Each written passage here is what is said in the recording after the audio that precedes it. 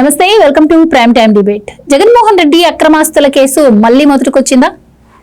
ఈ అక్రమాస్తుల కేసులో ఆయన బెయిల్పై బయటకు వచ్చి 13వ సంవత్సరం నడుస్తోంది. అలాగే ఇదే కేసులో ఆయన కోర్టుకు వెళ్లి అటెండెన్స్ వేయించుకొని కూడా 6 సంవత్సరాలు దాటిపోయింది. ఇప్పటికీ ఈ కేసులో ట్రయల్ ఇంకా మొదలవనే లేదు. అయితే తాజాగా ఇదే కేసు నాంపల్లి హైదరాబాద్ లో సిబిఐ కోర్టులో నడుస్తోంది. అయితే ఇప్పుడు మళ్ళీ జడ్జి మారినట్టు తెలుస్తోంది. ఇదిలా ఉంటే మరోపక్క వివేకానంద రెడ్డి హత్య కేసులో కూడా మరి జగన్మోహన్ రెడ్డి గారికి ఏం సంబంధం అంటూ సిబిఐ కోర్టు మొన్న వ్యాఖ్యానించడం మనం చూసాం. అసలు ఇదంతా చూస్తుంటే అసలు జగన్మోహన్ రెడ్డి గారి కేసుల పరిస్థితి ఏంటి? ఆయనకి దాదాపు మరి ఇప్పుడు 53 ఏళ్ళు వచ్చాయి, ఇంకో సంవత్సరం ఉంటే 54 వస్తాయి. మరి ఇవన్నీ పూర్తయ్యేసరికి ఆయనకి 90 వచ్చేలాగా ఉన్నాయి. మరి అప్పటికైనా ఇవి పూర్తవుతాయా లేదా, అసలు మరి ఏం జరుగుతుంది అన్న అనుమానం అయితే ప్రజల్లో వ్యక్తం అవుతోంది. ఓవరాల్ గా మరి అసలు ఆయన కేసుల పరిస్థితి ఏంటి, జగన్మోహన్ రెడ్డి గారికి శిక్ష పడే అవకాశం ఉందా అన్న విషయాన్ని ఈ రోజు డిబేట్ లో చర్చిద్దాం. మనతో పాటు డిబేట్ లో పార్టిసిపేట్ చేసేందుకు స్టూడియోలో ఉన్నారు సీనియర్ పొలిటికల్ అనలిస్ట్ అంకమరావు గారు, అలాగే మరో senior journalist doctor Durga Vadlamani గారు. నమస్కారం సార్. నమస్కారం మేడం. సార్, అంకమరావు గారు, ఈ రోజు మళ్ళీ నాంపల్లి సిబిఐ కోర్టులో జడ్జి మారినట్టు తెలుస్తోందండి. ఏంటి అంటే దీనిపైన డిశ్చార్జ్ పిటిషన్స్ ఏవైతే ఉన్నాయో త్వరితగతిన పూర్తి చేయండి అని చెప్పి మొన్నటి వరకు ఉన్నటువంటి జడ్జి చెప్పడం జరిగింది. సో రఘురామకృష్ణరాజు గారు కూడా ఇది ఏంటి అన్నాళ్ళు అని చెప్పి ఆయన కూడా పిటిషన్లు వేస్తూ ఉన్నారు. సో దీంట్లో మూవ్మెంట్ ఉంటుంది అనుకుంటున్న టైంలో మళ్ళీ జడ్జి మారడం, ఇప్పటికే దాదాపు ఒక 9-10 మంది మారుంటారు అనుకోవచ్చు. ఏంటి అసలు ఈ మారడం ఏంటి, మరి ఈ కేసు ఎప్పుడు పూర్తవుతుందని మీరు అభిప్రాయపడుతున్నారు? జగన్మోహన్ రెడ్డికి సంబంధించి ఇప్పుడు ఎవరైతే ఉన్నారో సిబిఐ కోర్టు న్యాయమూర్తి టి రఘురామ్ గారు, ఆయన నిన్న ఏదైతే హైకోర్టు రిజిస్ట్రార్ జనరల్ ఇచ్చిన ఉత్తర్వుల ప్రకారం ఆయన స్థానంలో కె పట్టాభి రామారావు గారు రావడం జరుగుతుందని చెప్పని ఇచ్చారు. ఇక అతని కేసులకు సంబంధించి గతంలో సుప్రీంకోర్టు ప్రధాన న్యాయమూర్తి గారు 1 సంవత్సరం లోపు ప్రజాప్రతినిధుల పేరు మీద ఉన్నటువంటి ఏ కేసు అయినా సరే, అవినీతి కావచ్చు, వాళ్ళ మీద ఉన్న కేసులు మాత్రం సంవత్సరం లోపు విచారణ పూర్తయి తీర్పు ఇవ్వాలని చెప్పని చెప్పారు. ఆయన మారిపోయాడు, ఆయన తర్వాత వచ్చిన ఆయన మారిపోయాడు, ఆ తర్వాత వచ్చిన ఆయన మారిపోయాడు. కానీ అవి ఏ దిశగానో అడుగులు పట్టల. అలాంటి పరిష్కార దిశగా లేకపోతే అలాంటి వ్యక్తుల మీద విచారణ చేసి సత్వరమే తీర్పులు ఇచ్చే దిశగా మాత్రం ఎలాంటి అడుగులు అయితే పట్టలేదు. ఇక ఇతనున్నాడు అంటే జగన్మోహన్ రెడ్డి 2013 సెప్టెంబర్ 23వ తారీఖు నాడు తీర్పు వచ్చింది. 2013 సెప్టెంబర్ 23వ తారీఖు నాడు తీర్పు వచ్చింది. 24వ తారీఖు నాడు అతను సెప్టెంబర్ 24, 2013 నాడు విడుదలయ్యాడు. ఇప్పటికీ అతను 26 రోజుల 2 నెలల 12 సంవత్సరాలు అవుతుంది బెయిల్ మీద బయటకు వచ్చేసి. ఇందాక మీరు చెప్పినట్లు 12 సంవత్సరాల 2 నెలల 26 రోజులు. ఇందాక మీరు చెప్పినట్లు ఆయనకు సంబంధించి 6 సంవత్సరాలు దాటింది. మొన్నే వెళ్ళాడు సిబిఐ కోర్టుకి. అది కూడా విదేశాల నుంచి వచ్చిన తర్వాత అక్కడ జరిగిన విషయాలన్నీ చెప్పే కార్యక్రమంలో భాగంగా అతను ఇచ్చినటువంటి సెల్ ఫోన్ నెంబరు తప్పని, వీళ్ళు 2-3 పర్యాయాలు ఫోన్ చేస్తే సమాధానం రాలేదని వీళ్ళు సిబిఐ కోర్టు వాళ్ళు ఫిర్యాదు చేస్తే దాని మీద వచ్చి కనపడి వెళ్ళిపోయాడు.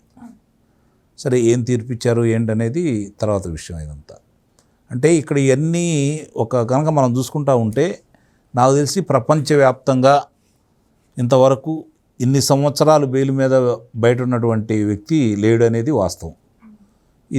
ఈ విషయంలో కూడా జగన్మోహన్ రెడ్డి ఒక చరిత్ర అయితే సృష్టించాడు.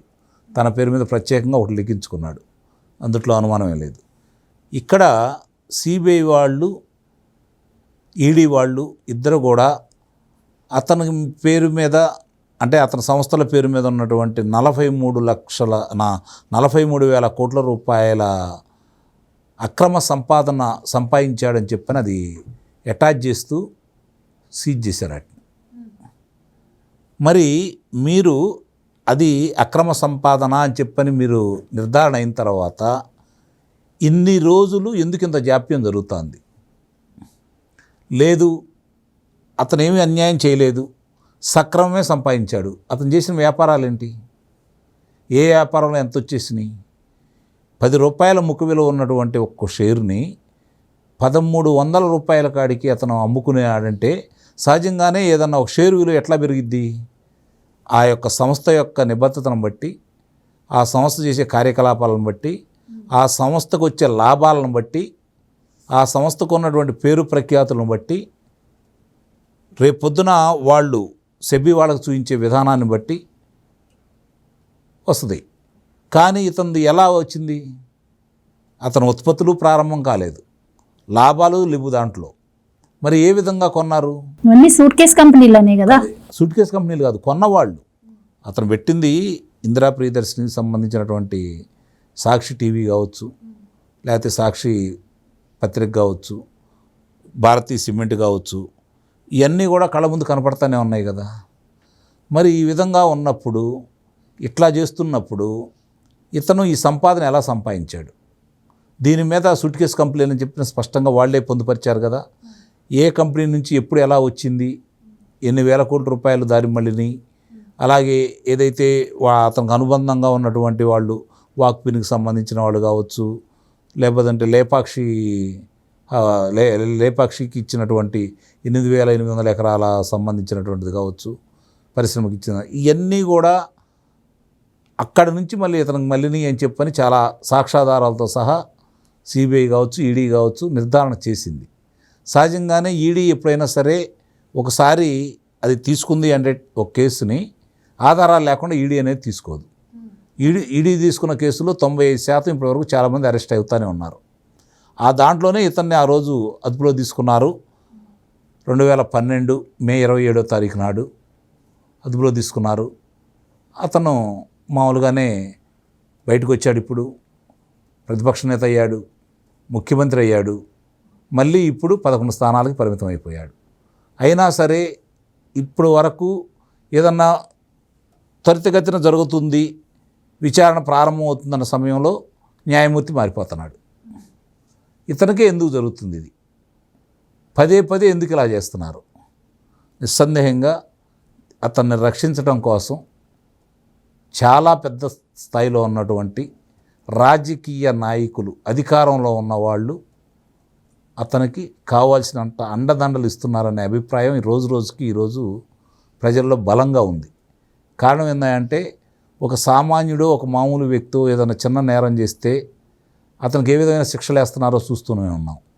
మరి ఇంత ప్రజాధనాన్ని కొల్లగొట్టి, ప్రజల ఆస్తులు కదా ఎంత, ప్రజలు కట్టే పన్నుల రూపేణా వచ్చిన వాటిని ఈ విధంగా దాచుకున్న వ్యక్తికి ఇలాంటి అవకాశాలు ఇవ్వడంతో పాటు ప్రజలు కూడా ఇలాంటి వ్యక్తికి ముఖ్యమంత్రిని చేయటం అనేది ఓ రకంగా నిజంగానే అంటే ప్రజాస్వామ్యంలో ఉన్నటువంటి డొల్లతనాన్ని మనకు స్పష్టంగా కనపడుతుంది.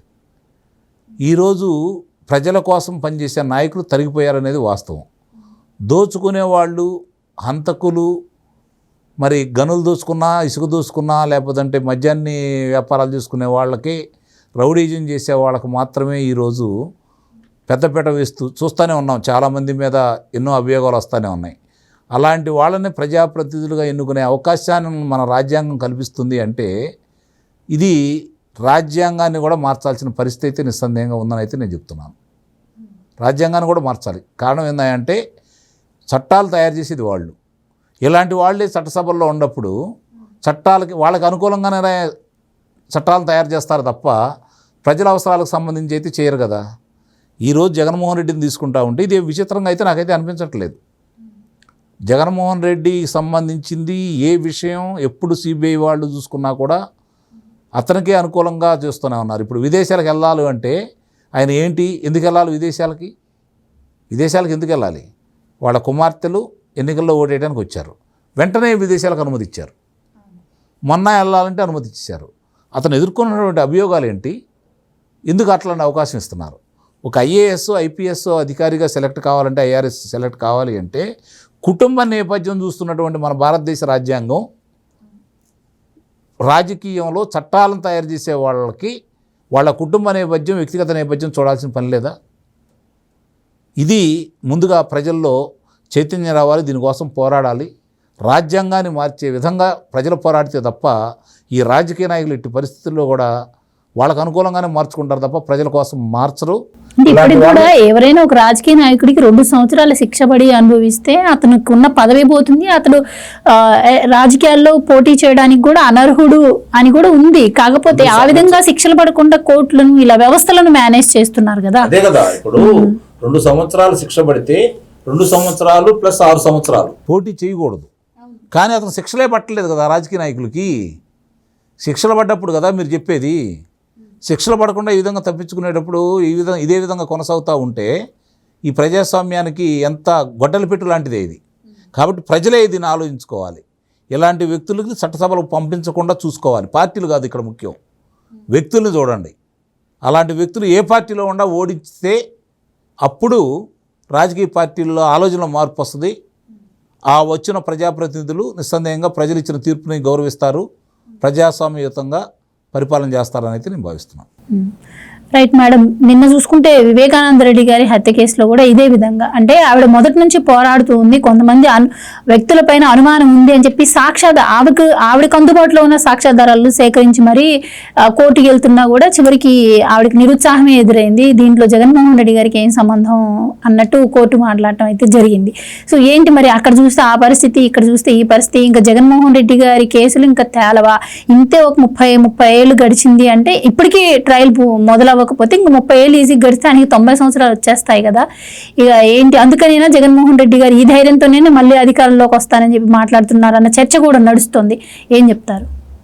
మీరు అన్నట్టుగా నిన్న వివేకానంద రెడ్డి హత్య కేసులో ఏదైతే తీర్పు వచ్చిందో అది నిజంగా ఆలోచించాల్సిన అంశం అండి. జగన్మోహన్ రెడ్డికి ఏంటి సంబంధం ఇందులో అని అడిగితే అసలు ముందు వెళ్ళింది న్యూస్ ఆయనకి, ఆయన పేపర్ కదండి ఇచ్చింది, గుండెపోటు అని చెప్పింది వాళ్ళ పేపరే కదా, వాళ్ళ ప్రసార మాధ్యమాలే కదా. మరి ఆయనకి సంబంధం లేకపోవటం ఏంటి? ఆయనకి సంబంధం లేకపోతే భారతీరెడ్డికి సంబంధం ఉండాలి కదా కనీసం. ఇద్దరిలో ఎవరో ఒకరికి సంబంధం ఉండాలి. ఇప్పుడు వార్త ఇచ్చింది వాళ్ళు, ఫస్ట్ రిలీజ్ చేసింది వాళ్ళు, మరి వాళ్ళకి సంబంధం లేదని సిబిఐ చెప్తే మనం సిబిఐని అనుమానించాలా అక్కర్లేదండి? మీరు అన్నట్టుగా మొదటి నుంచి వీళ్ళు ప్రతి విచారణకి మీరు ఏదైనా తీసుకోండి, ఇటీవల పరకామణి కావచ్చు లేకపోతే ఇంకొకటి కావచ్చు, వాళ్ళు ఏమడుగుతున్నారు, మాకు సిబిఐ విచారణే కావాలని అడిగారు కదా, ఈవెన్ కల్తీనయ్యి కావచ్చు. అంటే ఏంటి సిబిఐతో వైసీపీకి ఉండే అనుబంధం ఏంటి అని ప్రజలు ఇవాళ ఆలోచిస్తున్నారు, అడుగుతున్నారు. ఇది చాలా ముఖ్యమండి, ఎందుకంటే ఇది చిన్న విషయం కాదు. ఇందాక మన అంకమరావు గారు చెప్పినట్టుగా ఏదైనా సరే ఇప్పుడు మనలాంటి వాళ్ళకి ఒక కష్టం వస్తే, లేదు మనం తప్పు చేయకపోయినా మన మీద ఒక కేసు పెడితే మనం సంవత్సరాల తరబడి దాన్ని ఎదుర్కోవాలి, మనం కోర్టుల చుట్టూ తిరగాలి, లేదు జైలుకి వెళ్లాల్సిన పరిస్థితి వస్తుంది. కానీ ఒక్క జగన్మోహన్ రెడ్డికి మాత్రం అన్నీ కూడా అలా అమర్చినట్టు పెడుతున్నారు అందరూ. నాకు ఇక్కడ ఇంకొక సందేహం ఏమొస్తుందంటేనండి, అసలు విజయసాయి రెడ్డి నిజంగా పార్టీ నుంచి వెళ్ళిపోయాడా, లేదు ఇవాళ బీజేపీకి అనుకూలంగా ఆయన మాట్లాడుతున్నారు అంటే ఒకవేళ జగన్మోహన్ రెడ్డి కోసం ఆయన పని చేయటం కోసం పార్టీలోంచి బయటకు వచ్చాడా, వాళ్ళు నాటకాలు ఆడారా అని ఒక సందేహం నాకు వస్తుంది. ఎందుకంటే ఇవాళ కూడా జడ్జి మారాడు సిబిఐ కోర్టుకు సంబంధించి అంటే, ఒక ట్రయల్ కోర్టు ట్రయల్ మొదలు పెట్టాలి అనుకునే టైంకి ఒక జడ్జి ఎందుకు మారుతున్నాడు అక్కడ? ఇప్పుడు ఇది 7వ జడ్జి అండి సార్, 9వ జడ్జి, 9, 10 కూడా 9 మంది 10 మంది ఏదైనా అసలు ఇంతమంది జడ్జెస్ ఒక కేసులో మారతారా? అసలు ట్రయల్ మొదలు కాకుండానే రెడ్డొచ్చి మొదలాడని మొదలు పెడుతూ వీళ్ళు అసలు ఏంటిది? ఎందుకని కేంద్ర ప్రభుత్వం కూడా దీని మీద దృష్టి పెట్టాలి. ఇప్పుడు ఒక ముఖ్యమంత్రిగా పనిచేసిన వ్యక్తి అసలు 16 నెలలు జైల్లో ఉండి ముఖ్యమంత్రి అవ్వడం ఎంత తప్పో, అయ్యాక కూడా తను మేనేజ్ చేసుకుని 5 ఏళ్ళు ముఖ్యమంత్రిగా కొనసాగి మళ్ళా 30 ఏళ్ళు ఉంటాననుకుని ఇవాళ ఇన్ని జరిగాయి. ఇవాళ ఒక సునీత కేసు విషయంలో ఇవాళ సిబిఐ ఇచ్చిన జడ్జిమెంట్ మీద ఎవరు మాట్లాడాలి? ఖచ్చితంగా ఎవరో ఒకరు దీని మీద రేజ్ చేయాలండి. ఎందుకంటే ఎందుకు సంబంధం లేదు ఇది జగన్మోహన్ రెడ్డికి, ఎందుకు సంబంధం లేదు భారతీరెడ్డికి? ఫోన్ రిసీవ్ చేసుకునేది ఎవరు, అక్కడ అసలు విషయం చెప్పింది ఎవరు, చెప్పాక పేపర్లో వార్త ఎవరిచ్చారు, ఇవన్నీ రావాలి కదా. సాయంకాలానికి అది నారాసురు రక్త చరిత్రగా ఎందుకు మారింది? మర్నాడు ఒక ఇలా రక్తం చుక్కలు పడుతూ ఒక గొడ్డలి, ఒక చంద్రబాబు నాయుడు పేరు ఎందుకు వచ్చింది? దీని మీద ఎందుకు విచారణ ఈ రోజుకి కూడా జరగదు? ఇవన్నీ కూడా ఆలోచించాల్సిన అంశాలండి. ఇవాళ న్యాయ వ్యవస్థల మీద ప్రజలకి నమ్మకం సన్నగిల్లుతోంది అంటే ఇందుకే సన్నగిల్లుతోంది. మీకొక రూలు, నాకొక రూలు, రాజకీయ నాయకులకు ఒక రూలు, తర్వాత ఇందాక సార్ చెప్పినట్టుగా ఐఏఎస్లు ఐపీఎస్లు వాళ్ళని తీసుకోవాలంటే వాళ్ళు ఫైనల్ ఇంటర్వ్యూ అయ్యాక వాళ్ళ మొత్తం బ్యాక్గ్రౌండ్ చూస్తున్నారా లేదా? మరి ఎందుకు రాజకీయ నాయకులకి మీరు ఒక డిగ్రీ అక్కర్లేదు, వాళ్ళకి ఒక విద్యార్హత ఉండదు, వాళ్ళు ఏం చేసినా చెల్లుతుంది? ఇదేంటండి ఇది ఎంత అన్యాయం! అన్ని పాలించే వాళ్ళు ఆ రకంగా ఉండడం ఏంటి అసలు? ఇవాళ ఎవరు పడితే వాళ్ళు, ఇవాళ నేను ఒక కేసులో ఇరుక్కుంటే లాలూ ప్రసాద్ యాదవ్ ఉదాహరణకి వెంటనే వాళ్ళ భార్యను ముఖ్యమంత్రిని చేసేసాడు. అది ఎట్లా కుదురుతుంది? అది అలా చెయ్యొచ్చు. అసలు ఏంటి రాజ్యాంగం మార్చాలా? ఇవన్నీ కూడా ఆలోచించాల్సిన అంశాలండి. ఇవాళ అసలు రాజకీయంగా దేశం అనేది చిన్నాభిన్నం అయిపోతుంది. కాబట్టి రాజకీయ నాయకులకు కూడా కొన్ని రూల్స్ సెట్ చేయండి. తర్వాత కోర్టులకు ఏం రూల్స్ సెట్ చేస్తారో వాళ్ళు నాకు ఎందుకు సెట్ తెలియదు. చేస్తారండి? వాళ్ళని మార్చింది ప్రజలు మార్చాలా? వాళ్ళకి అనుకూలంగానే మార్చుకుంటారు కదా చట్టాలని. అదే చెప్తున్నా, ఎవరు చేయాలి? ప్రజలు ఆలోచించాలి. అది ప్రజలు ఇవాళ 2000 ఇచ్చారా? ఇప్పుడు మనమే విన్నాము. ఇప్పుడు ఇక్కడ పంచాయతీ ఎన్నికల్లో ఓటుకి 40,000 ఇచ్చారంటే, ఇప్పుడు నేను అమెరికా వెళ్తున్నాను, సంపాదించుకుంటున్నాను, ఇక్కడ వచ్చి ఖర్చు పెడతాను అంటే మీరు ఏం సెట్ చేస్తున్నారు? మీరు ఎందుకు విదేశాలకు వెళ్తున్నారు? అంటే డబ్బు సంపాదనే ధ్యేయంగా వెళ్తున్నారా, విలువల కోసం వెళ్తున్నారా? అది కూడా ఆలోచించాలి. నాకు డబ్బు ఉంది కాబట్టి నేను ఇది ఏదో ప్రెస్టీజ్ ఇష్యూగా నేను భావించి ఇక్కడ నా వ్యక్తి గెలవాలి అనుకుని మీరు కోట్లు ఖర్చు పెడుతున్నారంటే మంచినీళ్ళలాగా, ఇది కూడా ఎంతవరకు సబబు? దీన్ని ఎక్కడ ఆపుతాం మనం? ప్రజలు ఎందుకు ఆలోచించట్లేదు? ఇవాళ హైదరాబాద్లో ఉండే చాలామంది, అంటే ఊళ్ళల్లో ఓట్లు ఉండే వాళ్ళందరూ ఆ రోజు ఊరెళ్ళారు. వెళ్ళి అందరూ డబ్బులు సంపాదించుకుని వచ్చారు. ఇది ఉన్న ఫ్యాక్ట్ అండి. నేను ఎందుకు చెప్తున్నానంటే, వ్యవస్థని ఎక్కడ మీరు మారుస్తారు? ఇది ఆలోచించాలి. ప్రజలు ఎక్కడ మారాలి? ప్రజలు ఎందుకు ఆలోచించట్లేదు? ఇవాళ చెయ్యి 2,000 నిన్ను 5 ఏళ్ళు కాపాడుతుందా? నీకు నిజంగా అవసరమైనప్పుడు నిన్ను ఆ పొలిటికల్ వ్యక్తి ఎవరో అతను నిన్ను కాపాడుతాడా? ఇవన్నీ ఎందుకు ఆలోచించట్లేదు? ఒక చదువుకున్న వ్యక్తిని మీరు ఎందుకు కాదంటున్నారు? ఒక జయప్రకాష్ నారాయణ కావచ్చు, ఒక లక్ష్మీనారాయణ కావచ్చు, వాళ్ళందరూ కూడా ఉద్యోగాలు వదులుకొని ప్రజాసేవ చేద్దామని వస్తే మీరు వాళ్ళని పక్కకు పెడుతున్నారు. ఎందుకని? అంటే మీకు ఇలాంటి వాళ్లే కావాలా ప్రజలకు కూడా? ఇవన్నీ కూడా అంటే చిక్కుముడి వీడని ప్రశ్నల్లాగా ఉండిపోతున్నాయి. అది నేను చెప్తున్నా.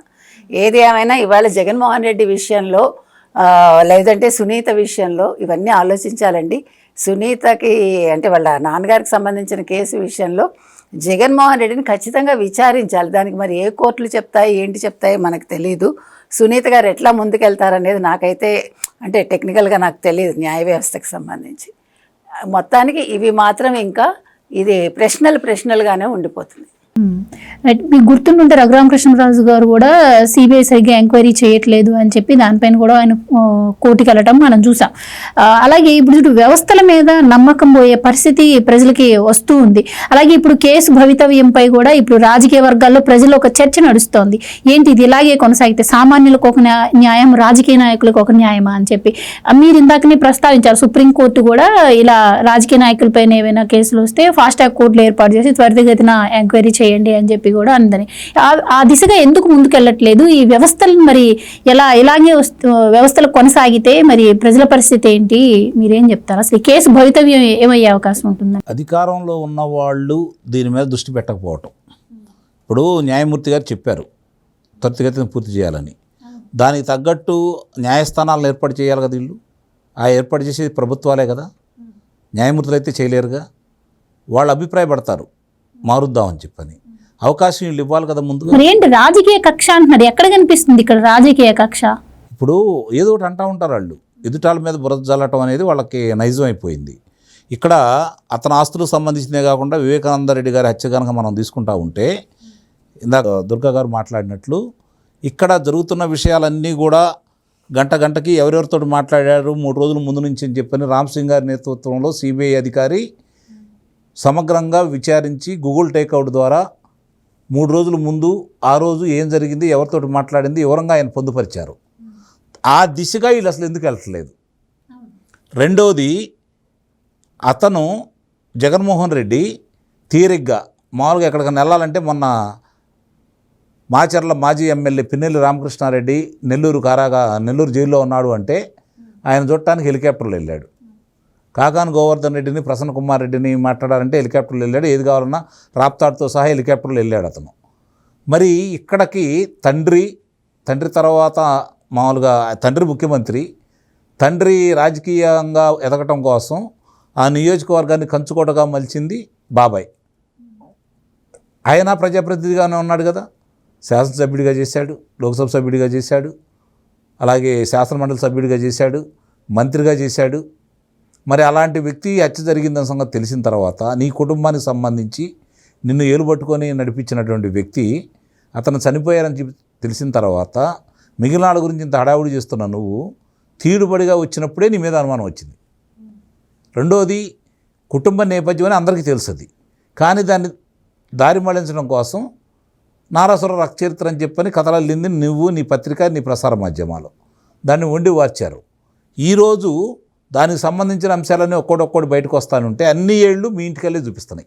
అన్ని ఏళ్ళు కాదు, సునీత గారే చెప్పారు కదా, సిబిఐ ఎంక్వైరీ కావాలన్నాడు, నేను ఇల్లు అడిగితే వద్దన్నాడు, అదేంటని అడిగితే మళ్ళీ అవినాష్ రెడ్డి బీజేపీలోకి వెళ్తాడు, మనకే ఇబ్బంది అవుద్ది అని చెప్పి అన్నాడు. అంటే అక్కడ ఎవరు దీనికి రూపకల్పన చేశారన్న విషయం జగన్మోహన్ రెడ్డి గారికి తెలిసి ఉంటుందని అర్థం కదా ఆడు అన్నారు. తెలియదు కదా, అదే చెప్తున్నాను నేను. ఇప్పుడు సిబిఐ వాళ్ళు కూడా ఆ రోజు చంపిన వ్యక్తి నేనే చంపానని చెబుతున్నాడు. ఇంత డబ్బులు ఇచ్చారు, ఇంత డబ్బులు మాట్లాడుకున్నాం అన్నారు, ఆ డబ్బులు కూడా స్వాధీనం చేసుకున్నారు. ఆ తర్వాత వివేకానంద రెడ్డి గుండెపోటుతోటి మరణించాడని చెప్పని విజయసాయిరెడ్డి చెప్పింది ఎవరు? విజయసాయిరెడ్డి ఏమన్నాడు? నేను అవినాష్ రెడ్డికి ఫోన్ చేస్తే పక్కనున్న వాళ్ళు చెప్పారు అన్నాడు. పక్కనున్న వాళ్ళు చెప్పారు అన్నాడు. ముందుగా విజయసాయిరెడ్డిని పిలిపించాలి కదా, విజయసాయిరెడ్డి కాల్ డేటాను పరిశీలించాలి కదా. ఆ తర్వాత జగన్మోహన్ రెడ్డికి ఆ సమయంలో 4 గంటల చిల్లర సమయంలో ఫోన్ కాల్ వచ్చిందని చెప్పని మొట్టమొదట 164 స్టేట్మెంటు అజయ్ కల్లాం ఇవ్వటం కూడా జరిగింది. దాన్ని ఆ తర్వాత ఎవరు ఒత్తిడి వల్ల ఆయన మార్చడం కూడా జరిగింది.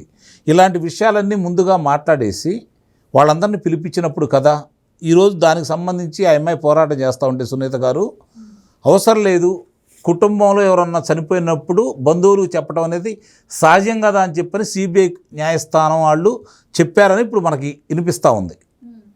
అది ఎంతవరకు ఏంటనేది అంటే వాళ్ళు చెప్పిన దాని ప్రకారమే మనం మాట్లాడుతున్నాం. అంటే ఇవన్నీ కూడా అసలు మనం మాట్లాడుకునే అవకాశం ఇస్తుంది ఈ బయటకు వచ్చిన విషయాల వల్లే కదా. అతనికి సంబంధించినంత వరకు అంత స్పష్టంగా కనపడతా ఉంటే హడావుడి చేసే వ్యక్తి అంత తీరుబాటుగా వచ్చేసి అక్కడికి వచ్చిన తర్వాత నువ్వు డాక్టర్వి కాదు, పంచనామా నువ్వు చేయలేదు, కానీ కళ్ళకు కట్టినట్టు గొడ్డలి పోటని నువ్వు ఎలా చెప్పావు? ఫస్ట్ దాని గురించి కదా అతను ఎంక్వైరీ చేయాల్సింది. గొడ్డలి పోటని ఎలా చెప్పావు? ఇన్ని సాట్ల గాయాలని అని చెప్పి నువ్వు ఎలా చెప్పావు?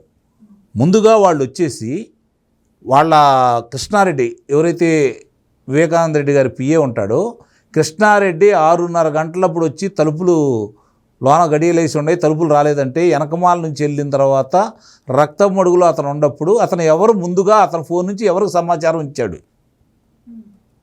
ఇవన్నీ కూడా ముందుగా మాట్లాడాల్సింది, ఎంక్వైరీ చేయాల్సింది అయ్యే కదా. అవన్నింటినీ వదిలేసేసి దాని గురించి పట్టించుకోకుండా ఒక లోక్సభ సభ్యుడిగా ఉన్న వ్యక్తి కళ్ళ ముందు రక్తపు మడుగులు అలా కనపడతా ఉంటే ఆ రక్తాన్నంతా తుడిచేసి గాయాలకి కుట్లేసి బ్యాండేజ్ వేసి ఖననం చేయాలని చెప్పి ప్రయత్నం చేశారు అంటే, ఆత్మహత్య అని చెప్పి చెప్పారు అంటే, అంత రక్తం మడుగులు అలా కనపడుతూ ఉంటే ఆత్మహత్య అసలు ఎలా చెప్తారు? ఇవన్నీ కూడా ఎంత స్పష్టంగా మన కళ్ళ ముందు కనపడతా ఉంటే వాటి గురించి పట్టించుకోకుండా దాని గురించి ముందుకు తీసుకెళ్లకుండా కేసుకు సంబంధించి ఈరోజు ఈ విధంగా ప్రబంధకాలు సృష్టిస్తూ జగన్మోహన్ రెడ్డిని, అవినాష్ రెడ్డిని, భాస్కర్ రెడ్డిని వాళ్ళను రక్షించే క్రమంలో భాగంగా కొత్త కొత్త పేర్లు బయటికి తీసుకొస్తూ వాళ్ళకేం సంబంధం లేదని చెప్పని న్యాయస్థానమే తీర్పిస్తే ఎవరికి చెప్పుకోవాలి? దీనికి పరిష్కార మార్గం ఏంటి? ఇవన్నీ కూడా కళ్ళ ముందు కనపడుతున్నటువంటి వాస్తవాలు. అంటే ఇక్కడ సిబిఐ అనేది చాలా స్పష్టంగా దాంట్లో మొహమాట పడాల్సిన అవసరమే లేదు. జగన్మోహన్ రెడ్డి ఏది చెప్తే అది మాత్రమే పరిశోధన చేశామని చెప్పని దాంట్లో రాస్తున్నారు. జగన్మోహన్ రెడ్డి ఇది వద్దు అంటే వద్దు, ఇది నంది అంటే నంది, ఇది పంది అంటే పంది. ఆ విధంగా సిబిఐ ఇప్పుడు జగన్మోహన్ రెడ్డి జేబు సంస్థగా మారింది.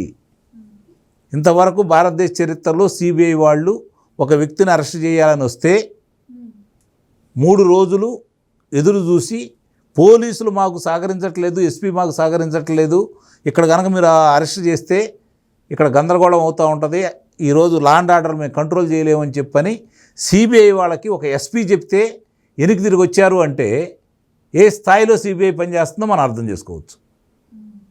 ఇవన్నీ కళ్ళ ముందు మనకు కనపడుతున్నటువంటి వాస్తవాలు.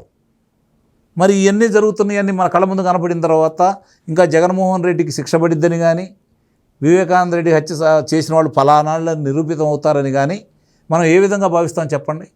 ఎట్టి పరిస్థితుల్లో కూడా నాకు తెలిసినంత వరకు మన కంఠశోష తప్ప జగన్మోహన్ రెడ్డిని కనీసం గేటు దాకా కూడా ఈ సిబిఐకి వెళ్ళదు అని మాత్రం నేను నిస్సందేహంగా చెప్పగలను.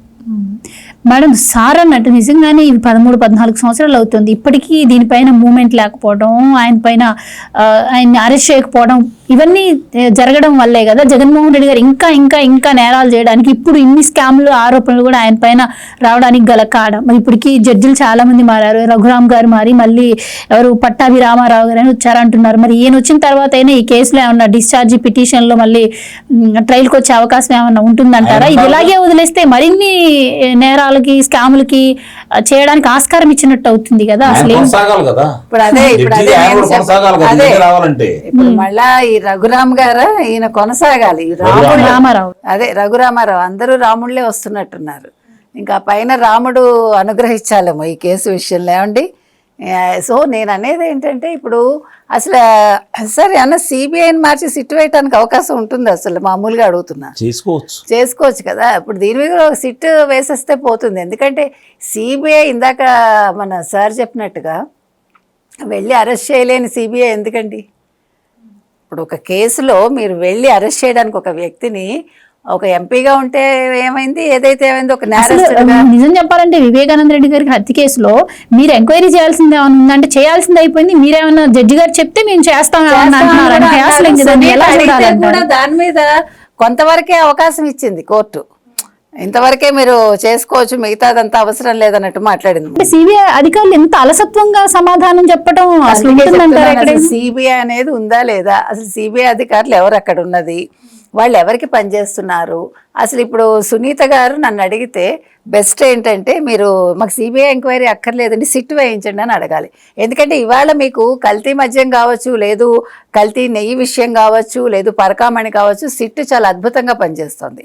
ఇవాళ సిట్టు ప్రతి దాంట్లోనూ ఒక్కొక్కరిని అరెస్ట్ చేసి వాళ్ళు సుప్రీంకోర్టు వరకు వెళ్ళడానికి అవకాశం. మీరు అంటున్నట్టు ఈ కేసులన్నీ చంద్రబాబు గారు సిట్ అంటే సిట్టు, స్టాండ్ అంటే స్టాండ్ అన్నట్టున్నాయి అధికారులు అని అంటున్నారు. ఇప్పటికే ఈ మన సునీత గారు ఎవరైతే ఉన్నారో చంద్రబాబు గారు ఏది చెబితే అదే చేస్తుంది అంటున్నారు. ఇంకా సిట్ కూడా ఏర్పాటు చేస్తే ఇంకా వాళ్ళు చేసే ప్రచారాలకి వాళ్ళు అనుకోనివ్వండి. ఇప్పుడు సిబిఐ సిట్ అంటే సిట్టు, స్టాండ్ అంటే స్టాండ్ అని ఉంది ఎవరు జగన్మోహన్ రెడ్డి చెప్తే. కానీ సిబిఐ సిట్ అలా లేదు. ఇవాళ ఎంక్వైరీకి వాళ్ళందరూ వస్తూ ఉంటే విచారణలో ఏమవుతోంది, వాళ్ళు ఏదైనా మాకు తెలియదు అంటే వీళ్ళు ఫస్ట్ అక్కడ పెడుతున్నారు, ఎవిడెన్స్లు పెట్టాక మాట్లాడుతున్నారు. సిబిఐలో అలా చేయలేదు కదా. సిబిఐ అధికారులు అలా చేశారా ఇంతవరకు? అసలు 6 మరణిస్తే అంటే ఆ కేసుకు సంబంధించిన వాళ్ళు ఒక డాక్టర్ కావచ్చు, లేకపోతే అక్కడ ఉన్న వాళ్ళు కావచ్చు, అందరూ కూడా ఇవాళ సిబిఐ నోరు మూసుకుని ఎందుకు ఉందండి? వాళ్ళకి రక్షణ కల్పించాల్సింది మామూలుగా సాక్షులు కావచ్చు, అనుమానితులు కావచ్చు, రక్షణ కల్పించాల్సింది సిబిఐ కదా. మరి వాళ్ళు పట్టించుకోండి. అసలు వాళ్ళు పోయాక కూడా ఇంతవరకు ఆ ప్రస్తావన లేదు. అసలు వాళ్ళు ఎందుకు పోయారు, ఎలా పోయారు అనే దాని మీద సిబిఐ ఇంతవరకు మాట్లాడింది. వాళ్ళు కేసు అసలు అయిపోయింది ఎలా అంటారు వాళ్ళు? ఇంతమంది చచ్చిపోయాక మీ బాధ్యత అది. అప్పుడు మీ చేతకాంతనం అక్కడ బయటపడుతుంది. సునీత గారు ఈ కేసులో సేకరించినటువంటి ఆధారాలు కూడా సిబిఐ అధికారులు సేకరించలేకపోయారు. వాళ్ళు సేకరించలేక కాదు, వాళ్ళు ఈల్డ్ అయిపోయారు అంతే. వాళ్ళు ఈ కేసులో ఒక అడుగు కూడా ముందుకు వేయలేదు. రామ్ సింగ్ గారి ఆధ్వర్యంలో అప్పుడు జరిగింది సార్. Yes exactly. సాక్షులు అట్లాగే దోషులు అందరూ కూడా తేలారు, వాళ్ళంతా వివరంగా రాశారు. కానీ ఇప్పుడు మార్పించి ఇప్పుడు ఆ రిపోర్ట్స్ ఏం చేశారు అది కూడా ఆలోచించాలి. ఆయన పైన తిరిగి కేసులు పెట్టారు. రామ్ సింగ్ సేకరించినవన్నీ ఉన్నాయా పోయాయా అది కూడా తెలియాలి. ఎందుకంటే దాని మీద ఇంతవరకు ఎవరు చర్చించలేదు. కాబట్టి రామ్ సింగ్ సేకరించిన ఆధారాలు ఏమయ్యాయి, ఆయన చెప్పినవన్నీ ఏమయ్యాయి, అసలు ఇది ఎంతవరకు వచ్చింది, అసలు సిబిఐ ఇంతవరకు ఏం చేసింది, ఈ కేసులో సిబిఐ తీసుకున్న చర్యలు ఏంటి, ఇంతవరకు వాళ్ళు ఏమి సేకరించారు, అసలు దీని మీద కూడా కావాలి. ఎందుకంటే సునీతకి వెనకాల అండ లేకపోవటం వల్ల ఈ కేసు నీరు గారిపోతుందా? ఎందుకంటే సునీత ఏదో చంద్రబాబు నాయుడు చెప్తే వింటోంది. అలా వింటే అయితే ఇవాళ చంద్రబాబు నాయుడు గారు ముఖ్యమంత్రిగా ఉన్నారు, ఈ పాటి కేసు కొలిక్కి రావాలిగా. అంటే చంద్రబాబు నాయుడు గారి మాట కూడా అక్కడ పనిచేయట్లేదా? ఓన్లీ జగన్మోహన్ రెడ్డి మాటే పనిచేస్తుందా సిబిఐ దగ్గర?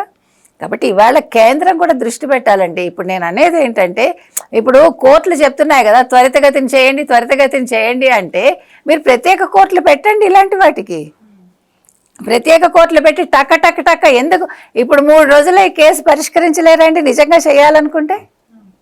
కాబట్టి ఇది ఎవడికి వాడు మాకెందుకులే, జగన్మోహన్ రెడ్డిని టచ్ చేయడం ఎందుకు అనుకుంటున్నాడా? కాబట్టి టచ్ చేసి చూపించాల్సిన బాధ్యత ఇవాళ సునీత మీద ఉంది. ఎందుకంటే సునీత ఇప్పుడు కోర్టుకు వెళ్ళి మాకు సిబిఐ మీద నమ్మకం లేదు, నాకు సిట్ ఎంక్వైరీ కావాలని అడగమనండి. కేసు ఎంత ఫాస్ట్గా మూవ్ అవుతుందో. ఇవాళ అన్ని కేసులు ఒక కొలిక్కి వస్తున్నాయి కదా ఆంధ్రప్రదేశ్లో, ఈ ఒక్కటే నీరు కారుతోంది. ఎందుకు కారుతోంది? దీని మీద ఇవాళ సునీత దృష్టి పెట్టాలి.